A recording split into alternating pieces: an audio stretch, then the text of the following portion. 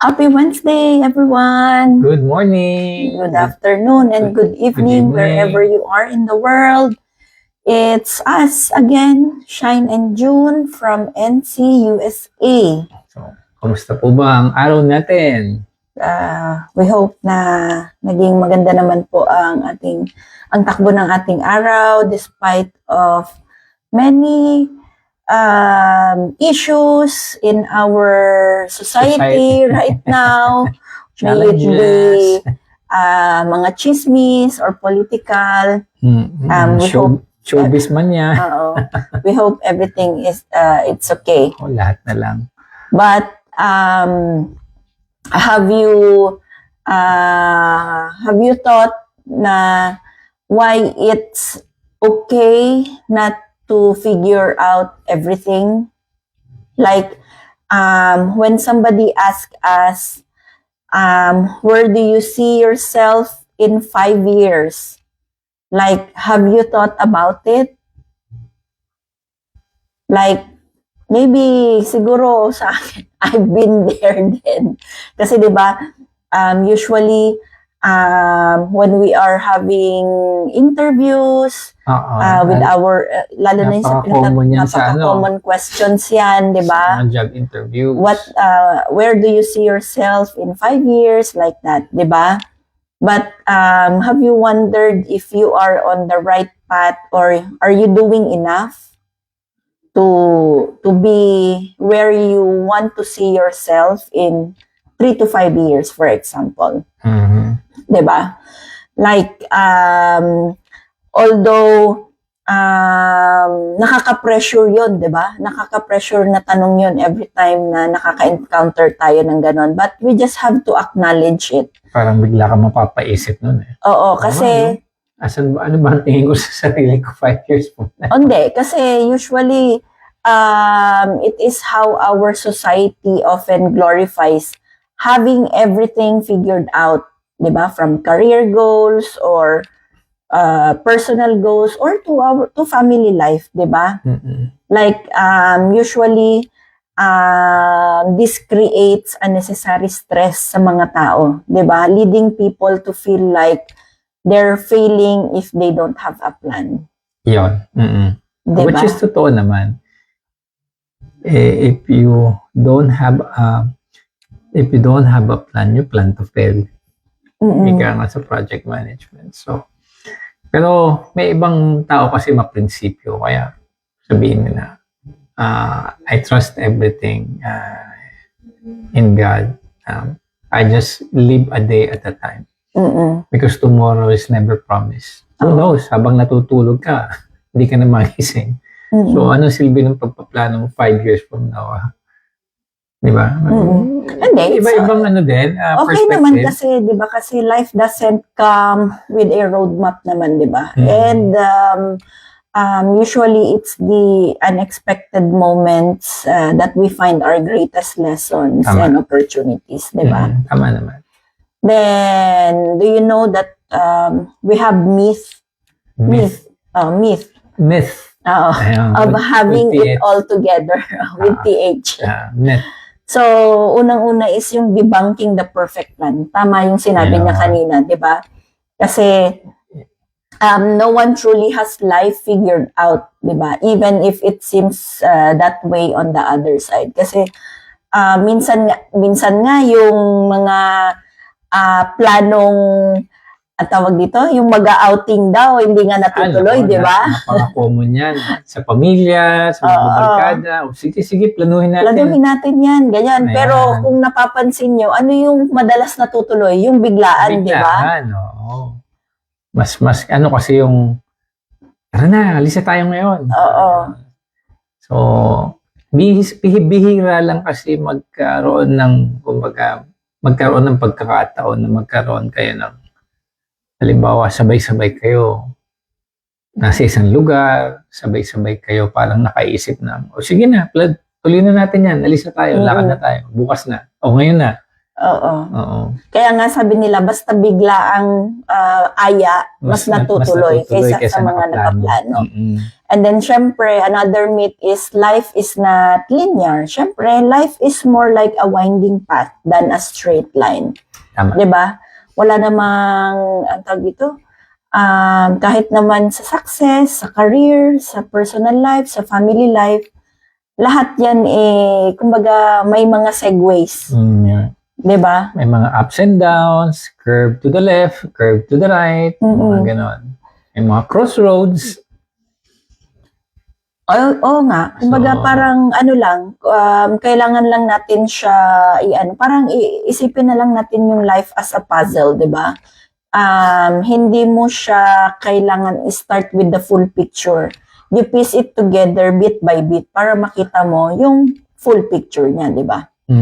And then it's okay also to change directions or start over kasi there's no single definition of success. Tama. 'Di ba? Tsaka depende yan dun sa tao, sa perspective ng tao. How they define success in their own, wavelength or standards.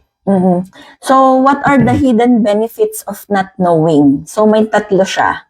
So, una nating i-discuss is yung flexibility. When you don't have rigid plans, you're open to unexpected opportunities. Oo, Diba? mas open ka dun sa, mas agile, kumbaga. Anything that happens, you can always shift yourself. And then second hidden benefits of not knowing is, syempre, personal growth, di ba?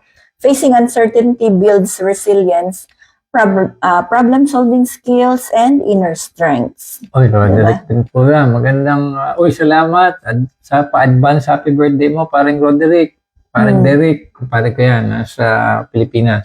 Hello po. So, you just have to know that challenges can become stepping stones for personal transformation. And then the third hidden benefits of not knowing is the serendipity. Sige nga, pakitagalog nga yung Diba? serendipity. Serendipity, yung unexpected things that often brings joy and fulfillment. Yeah, Diba? mga biglaan, Like, unexpected. Kumbaga. oo. Like, kunwari, finding a new passion or meeting someone who changes your life in an unplanned way. Yun. Ay, naku, parang, Ano to? Parang yung movie na ano Serendipity. yung movie Serendipity? Tadhana? Tadhana. Yun nga yun. And then, syempre, we'll just be sharing some practical steps na rin to navigate life without a clear path. Yun. So, syempre, unang-una, you have to focus on the present, di ba? You can only control what you can do today. Di ba? Like, yung mga mindful practices na araw-araw mong ginagawa. So, routine. Oo, yung mga routines. So, focus on that one. And then second, the step is set small and actionable goals. So, hindi yan nawawala. Laging hindi nawawala yan. So, instead of aiming for a big, overwhelming goal, diba, break it always into smaller, achievable steps, diba? Like, for example, if you want to start a business, diba? Any kind of business, siguro traditional, or if you want online business, diba? But you feel like you're stuck, maybe you can reach out to your mentors, diba? Reach out to somebody who is already running an online business kasi they can help you out. They can give you insights, diba? Kung ano yung mga napagdaanan nila. And then also, syempre, you need to build a support system, di ba? Seeking advice or mentorship from trusted individuals. Kasi as we always mention, di ba? Always, successful people always leave footprints. So, syempre, kanino ba tayo hihingi ng mga advices if we want to be successful? Syempre, sa mga successful people din. Yung mga napagdaanan na rin, yung mga pinagdadaanan natin. Oo. And then last practical step to navigate life without a clear plan is to celebrate progress, di ba? Always acknowledge even the smallest achievement. Kasi every step forward, no matter how small, is a step toward your dreams. Tama, Diba? tama. And then, syempre, kailangan din natin may mga reassurances and empowerment. Kasi nga, we're trying to figure out things na hindi naman natin kailangan i-figure out pa. So, syempre, you need to have perspective shifting. Kasi nga, there's a saying na life is a journey, not a destination, di ba? Kumbaga, lahat ng napagdadaanan natin, lahat ng mga challenges, those are part of you. Siguro if you are aiming for something, if you want to be successful in something, like for us, if we want to be successful in our business, diba? So everything that we face, everything that we encounter, those are part of the journey. It is not always perfect because in every businesses naman there is always ups and downs. But it's still it's something to be, celebrated. And then syempre you have to acknowledge your audience feeling, like kung sino man yung magiging clients mo or kung sino yung mga makakasalamuha mo, 'di ba? Doon ka naman talaga kukuha ng consideration kasi syempre kaya ka nga nag-open o nag-join sa business para din mapalago mo yung customer base mo, para matugunan mo kung ano yung mga requirements, yung pangangailangan ng mga prospective clients mo at the same time. And then, syempre, lastly, you need to embrace your journey, di ba? Like, just think of yourself as a painter, di ba? The masterpiece of your life is created brushstroke to brushstroke, di ba? The way na mag-paint ang mga painters, there's something in the way they create their masterpiece, di ba? Hindi lang yan siya isang malaking big sweep tapos yun na. So, whether you are may polishing pa yan na tinatawag. Whether you are facing yung mga setbacks, whether in business or personal or in your career, just embrace your journey. Kasi yun yung nagpapatatag sa atin actually. And then siguro pwede kung meron man isang bagay na gusto po kayong gawin ngayon and you want to move forward, 'di ba? Siguro pwede niyo po siyang i-comment down below para malaman din namin kung ano yung mga areas ng buhay natin na kailangan din natin gawan ng action. Although hindi natin alam kung ano yung gagawin. Kasi nga, ang nangyayari kasi nowadays, kumbaga, yung mga tao, they are stuck into something kasi nga, they don't know to figure out kung paano nila gagawin yon. So, syempre, the first thing they have to do is to always ask somebody na alam mong makakatulong sa'yo. Diba? Kasi, you don't have to figure it out all, diba? To make a progress. Kumbaga, just start where you are and with what you have. Kasi, kumbaga, ang mga resources naman natin nowadays are everywhere. You just have to, you just have to ask and then reach out to people na nakakaalam ng mga bagay na gusto mong malaman. Diba?